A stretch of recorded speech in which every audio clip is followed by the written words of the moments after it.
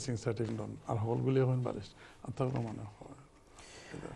আসসালামু আলাইকুম রহমতুল্লাহি ওয়া বারাকাতুহু। সুপ্রিয় দর্শকবৃন্দ, আমরা জানি আপনারা অধীর আগ্রহ অপেক্ষা করছেন কেউ প্রশ্নের উত্তর শোনার জন্য, কেউ প্রশ্ন করার জন্য।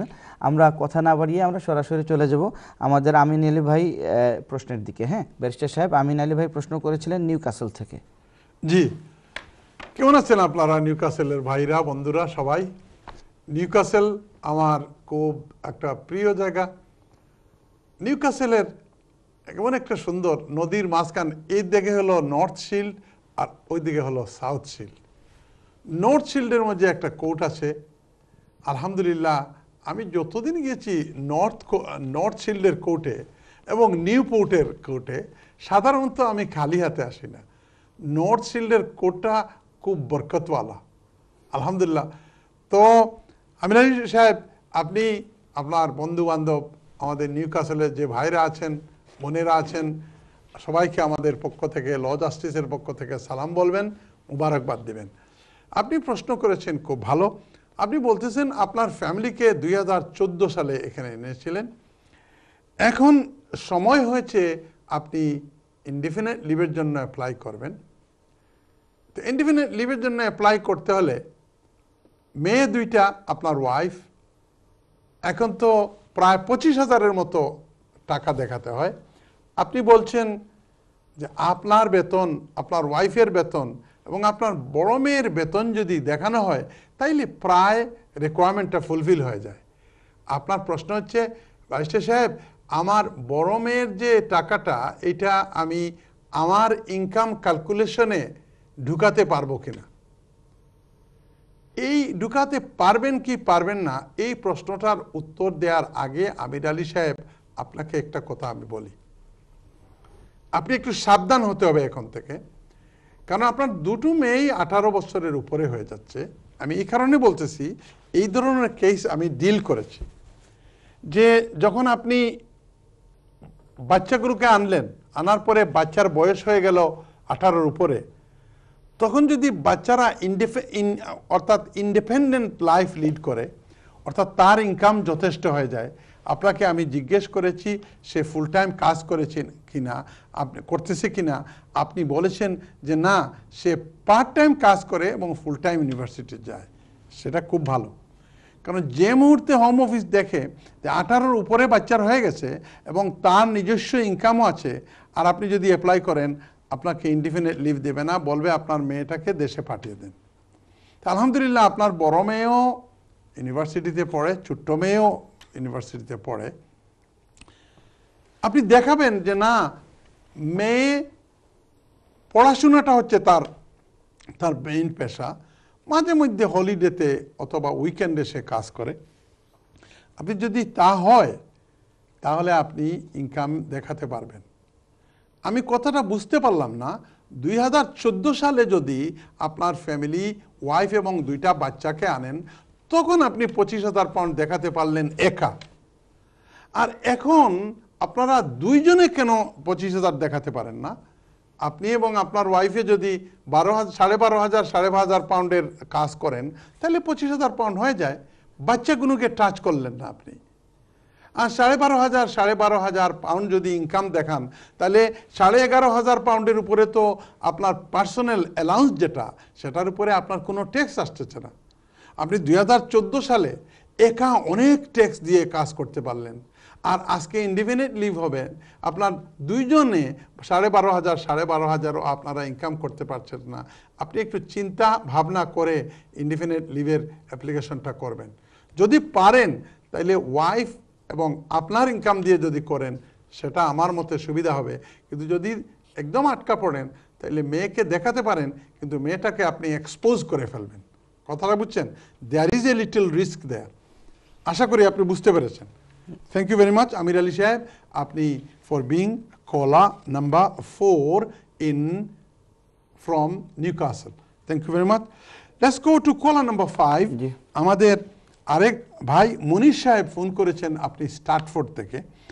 আপনি ফোন করেছেন, আপনি বলতেছেন যে আগামী এই কয়েকদিনের ভেতরে আপনি ইনডিফিনিট লিভের জন্য অ্যাপ্লাই করবেন। আপনার প্রশ্নটা হচ্ছে যে 2010 সালে যখন আপনি এক্সটেনশনের জন্য অ্যাপ্লাই করেছিলেন, তখন তারা আপনার অ্যাকাউন্ট থেকে টাকাটা নিতে পারে নাই, আবার অ্যাপ্লিকেশনটা ফেরত পাঠিয়ে দিয়েছিল। পরে আপনাকে যে তারিখ দিয়েছিল ওই তারিখের ভিতরে টাকা দিয়ে করেছেন, উইদিন ফিউ ডেজ আবার আপনি এক্সটেনশনটা পেয়ে গিয়েছিলেন। আপনার কথা হচ্ছে, ব্যারিস্টার সাহেব, আমার এই যে টাকা নিতে পারলো না বলে এইখানে আমার 3C লিভটা কি ব্রেক হলো? যদি ব্রেক হয় তাহলে তো আমি ইনডিফিনিট লিভের জন্য এলিজিবল হচ্ছি না।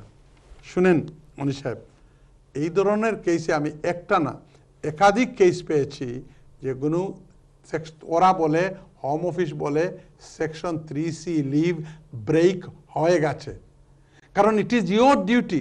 ছবির জন্য ফেরত পাঠিয়ে দিয়েছে, সঠিক ছবি দেওয়া হয় নাই, বলতেছে ইট ইজ ইয়োর ফল্ট, এর কারণে সেকশন 3C লিভ ব্রেক হয়ে গেছে। টাকা, তাদের একটা কেরানি টাকা নিতে পারে নাই, এর কারণে বলল আপনার অ্যাকাউন্টে টাকা ছিল না। আপনি বললেন না না আমার তো টাকা ছিল, যে কোনো কারণে আপনাকে ওভারস্টেয়ার করে ফেললো। আমি যদি আপনাকে সঠিক অ্যাডভাইস দেই, তাহলে আপনি ইনডিফিনিট লিভটা তাড়াহুড়া করেন না, আপনি একজন সলিসিটার বা লয়ারের কাছে গিয়া আপনি সাবজেক্ট অ্যাক্সেস বলে একটা জিনিস আছে। সাবজেক্ট অ্যাক্সেস কোনো সলিসিটারকে দিয়ে 100-150 পাউন্ড নিবে, অর্থাৎ হোম অফিস আপনার সম্বন্ধে আপনার রেকর্ডগুলো কিভাবে আছে, ওইটাতে সেকশন 3C লিভ যেটা আপনি বলেছেন, আপনি শিক্ষিত মানুষ, এটা ব্রেক হয়ে গেছে কিনা।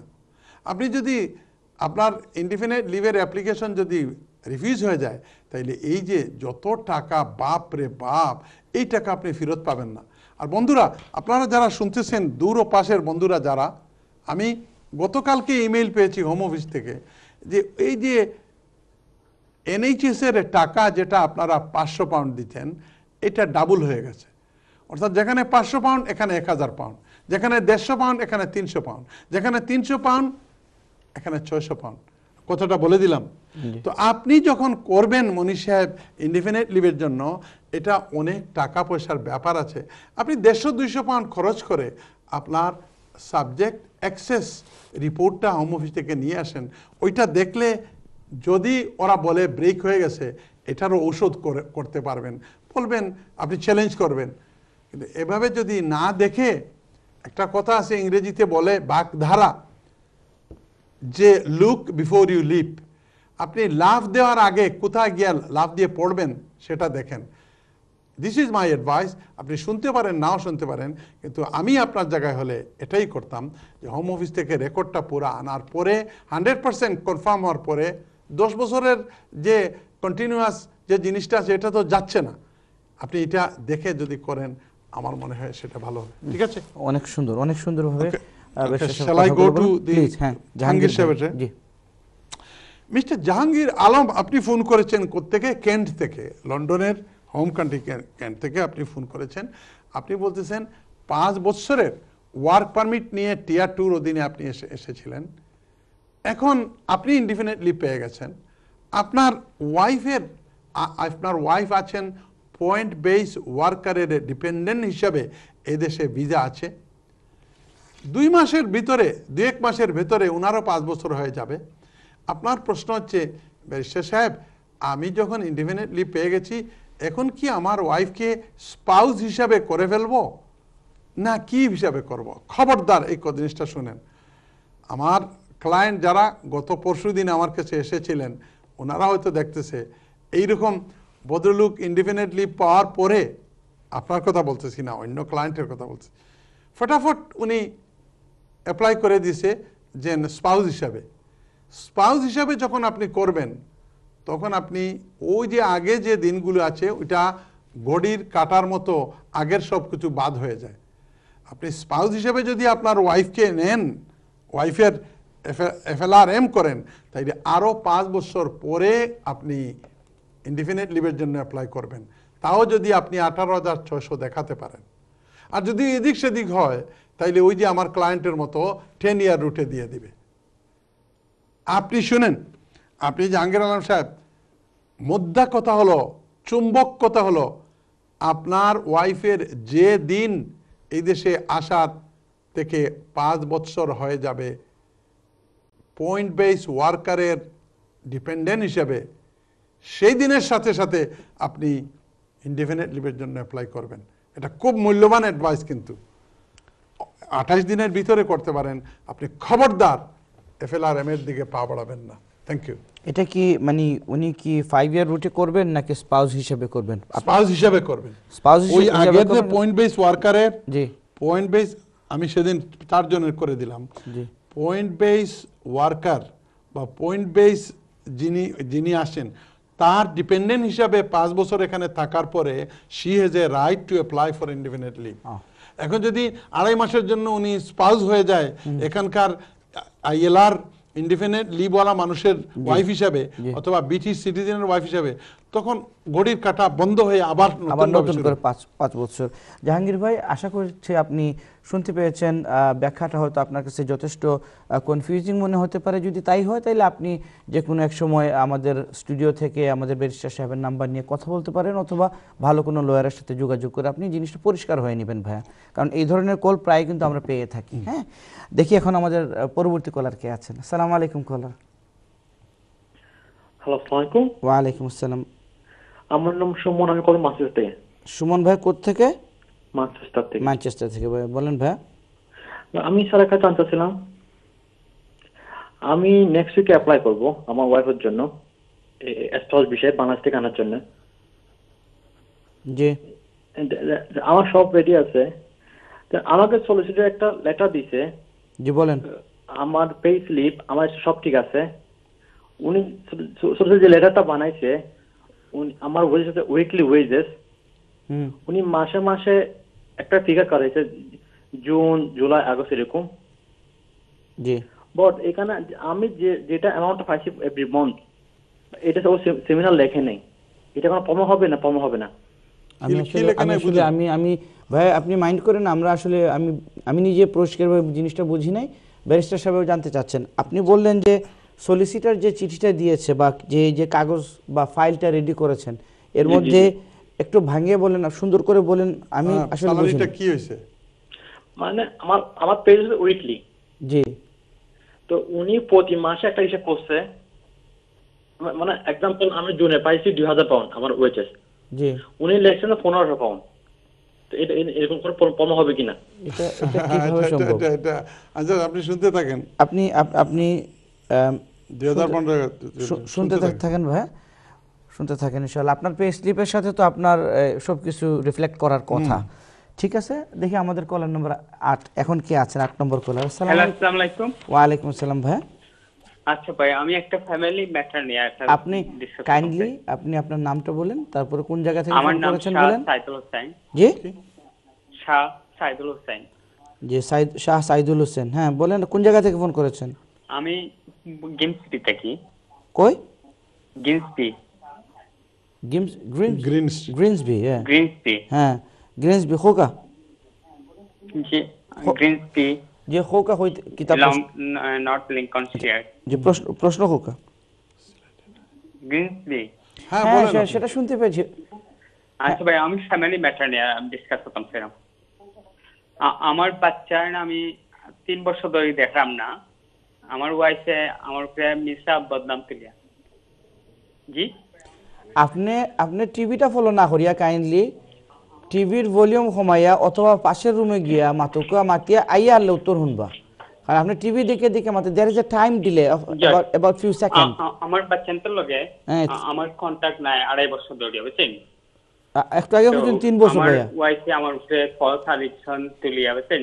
জি, বাচ্চার যে ডিসটেন্স হয়ে গেছে, আমার কন্টাক্ট অর্ডার আসতো, দেখছি আমি গিয়া বাড়িতে তারা আমার বাচ্চার থেকে আমার জহুরে লাগিয়ে দিচ্ছে, বুঝছেন?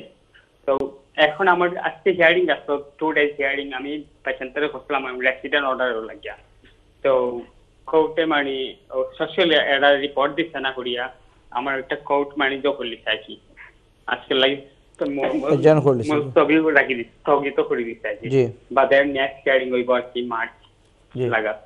তো এখন আমি বাচ্চান খাইতে হইলে আমার কিতা করা লাগবো, ওটা তো আমার একটা উপদেশ দিতে গিয়ে আমার উইদাউট সলিসিটার আমার আসলে আগে আমি নিচ্ছি না, তাই মানে আর একটু বেশি ডিমান্ড করুন পোষায় কথা লাগে, আর আমি এফোর্ট করতে পারি না কথা লাগে। ওকে, শুনতে আর ওকে, আমার- আপনি আপনি উনতে থাকুন ইনশাআল্লাহ, উনতে থাকুন। আমাদের ব্রেকে যাওয়ার সময় হয়ে গেছে ব্যারিস্টার সাহেব। আমরা তো নর্মালি তিনটা প্রশ্ন নেই, জি, আমরা দুইটা নিলাম। দুইটা নিলাম এখন। ইনশাআল্লাহ আগামী সেগমেন্টে এসে আমরা জি, আর বাকিগুলো নিয়ে তারপরে উত্তর শুরু করবো ইনশাআল্লাহ। সুপ্রিয় দর্শকবৃন্দ, আমাদেরকে আবার আরেকটা বিরতিতে যেতে হচ্ছে, একটুক্ষণ পরে দেখা হবে ইনশাআল্লাহ। আসসালামু আলাইকুম।